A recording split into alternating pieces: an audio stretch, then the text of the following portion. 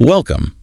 Today we're doing a deep dive into the life and, well, the legacy of a really unique voice in music, singer-songwriter Jill Sobule. Yeah. The very sad news recently of her passing in a house fire, it just prompted us to take a closer look at what made her such a compelling artist. Right, and the impact she had. Exactly. We've looked at the news reports around her death, obviously, and dug back into some of the key moments, the things that really shaped her career. Our mission here, I suppose, is to try and understand her significance, yeah. And maybe celebrate what she gave us artistically. I think that's a good way to put it. It's definitely a moment to pause and appreciate an artist who consistently seemed to defy expectations. Mm-hmm. And used her music, her platform, to explore life's complexities, you know, with that signature wit, but also real empathy. Yeah, that blend was so key. It's a chance, I think, to move beyond just the headlines, and understand the depth there. So, for those of you listening who might know the name, Jill Sobule, but maybe aren't as familiar with everything she did, well, she was this award-winning singer-songwriter. And her lyrics were just instantly recognizable, weren't they? So intelligent, often these unexpected angles on things. Definitely. She had this real knack, like you said, blending humor and genuine feeling. And she wasn't afraid to tackle topics others might have just steered clear of. Not at all. We lost her at 66.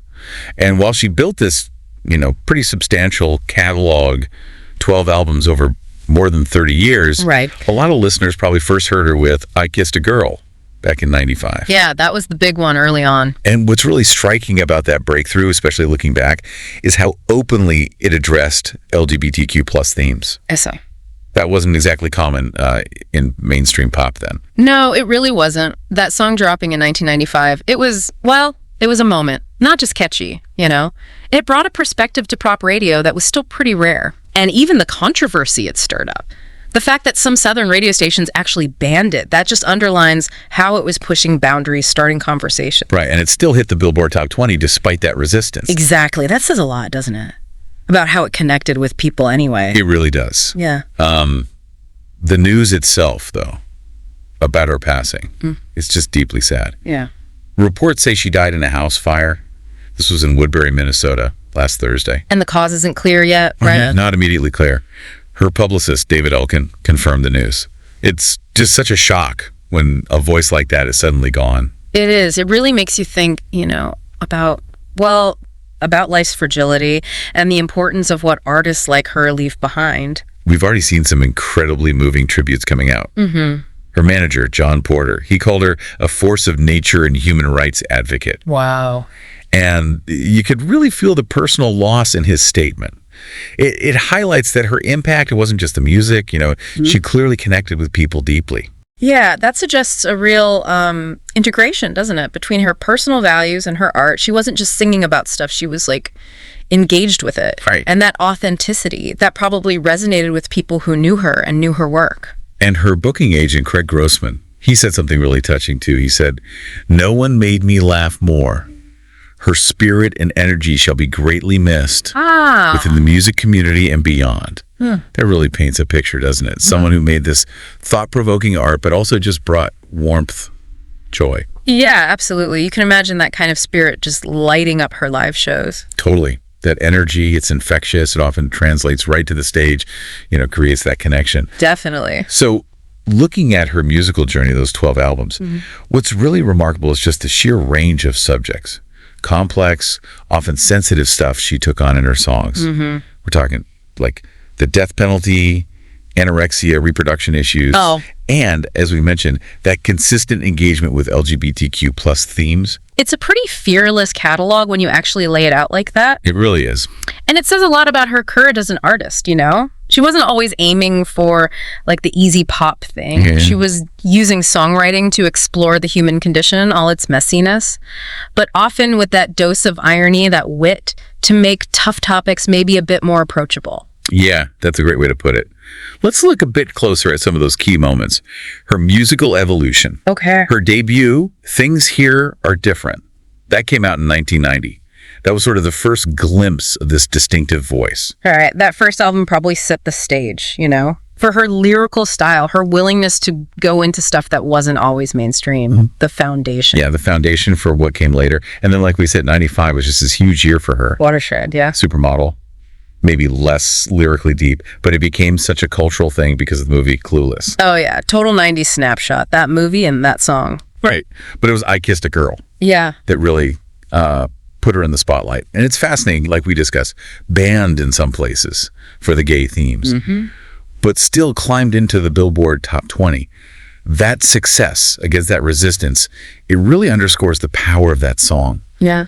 And the moment. Exactly. I mean, think about it. 1995, mainstream radio playing a song that explicit about same-sex attraction, almost unheard of. Right. Yeah, Katie Lang, sure, achieving success, but a pop song like this, so direct, getting top 20, that was a big step. More visibility, more acceptance in pop culture. It arguably paved the way, didn't it?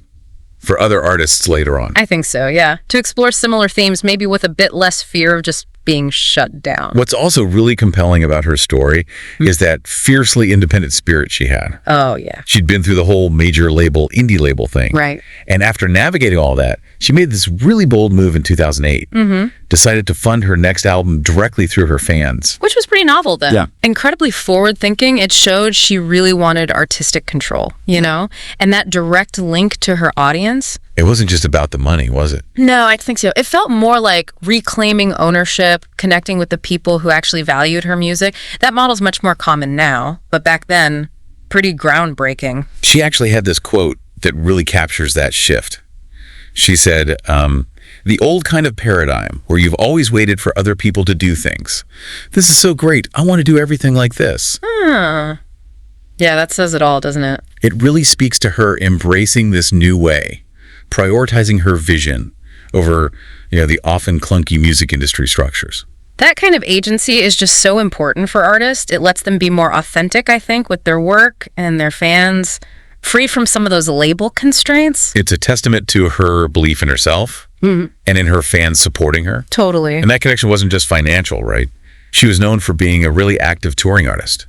Played a lot of shows every year. Her live shows, people describe them as incredibly vulnerable, intimate experiences. And she famously didn't even have a set list often, right? Just winged it. Yeah, exactly. Just felt the room, apparently. That takes some serious confidence and trust in your material. That kind of spontaneity on stage, it says so much about her connection to the songs, her comfort with the audience. Performing wasn't just reciting the work, it was like an interaction, a living thing. Yeah, a living thing in the moment. And over the years, she shared stages with some real icons. Like who? Neil Young, Billy Bragg, Cyndi Lauper, just to name a few. Wow, that's quite a range. Yeah. And she had the honor of inducting Neil Diamond into the Songwriters Hall of Fame. That shows the respect she had from her peers. Absolutely. Those kinds of collaborations, acknowledgments, they really place her in the bigger music picture. Sharing stages with artists like that, it underscores her own appeal, the respect she got across genres, generations. And kind of a fun pop culture footnote, she even appeared as herself on The Simpsons back in 2019. No way! I missed that. That's brilliant. It's always so revealing, I find, hearing an artist reflect on their own career. In a 2023 interview just last year, the AP, Jill Sobule said, "In a good way, I feel like I'm still a rookie. Oh, wow. There's so much more to do, and I haven't done my best yet." That statement now, it's incredibly poignant, isn't it? It really is. Speaks to that constant artistic drive, that feeling there were still more songs, more stories inside her. Yeah. It's a feeling a lot of creative people probably have, that striving, the sense that the best work is still ahead. It just adds another layer of sadness to her passing, knowing that potential was still felt by her. Definitely. Just to fill in a little more background, she was born in Denver, Colorado, January 16th, 1959. Okay. And she described herself as a shy kid, preferred observing the world around her. Huh. Interesting. It's interesting to think how that early tendency to observe might have shaped the really insightful, keenly observed lyrics that became her thing. Yeah, maybe. That tendency to watch rather than jump in.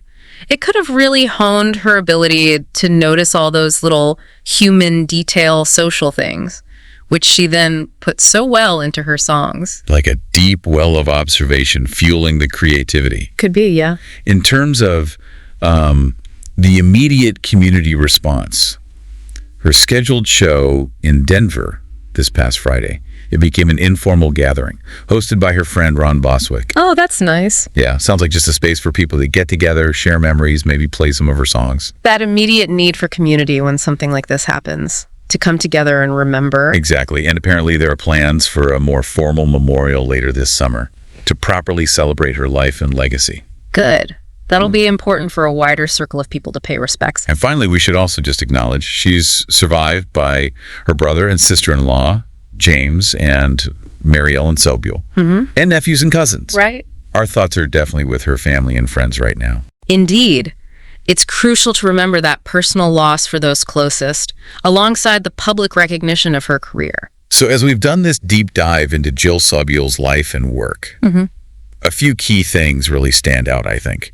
She was just this incredibly insightful songwriter, not afraid to tackle big, sometimes controversial issues, but with that unique mix of wit and vulnerability. Yeah, that blend again. And such a true independent spirit, wasn't she?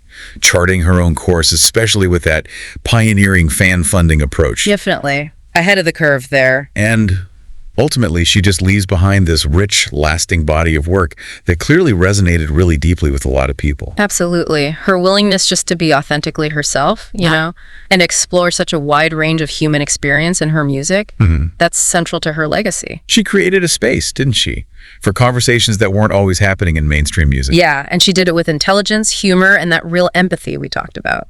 So as you, the listener, reflect on Jill Sobule's journey, maybe think about the courage it took, that innovative spirit, for an artist like her to tackle those subjects, to forge her own path in such a tough industry. Yeah. What specific parts of her story, her artistic choices, Yeah. what resonates most with you? It's just something to maybe carry with you as we remember her really unique and important voice.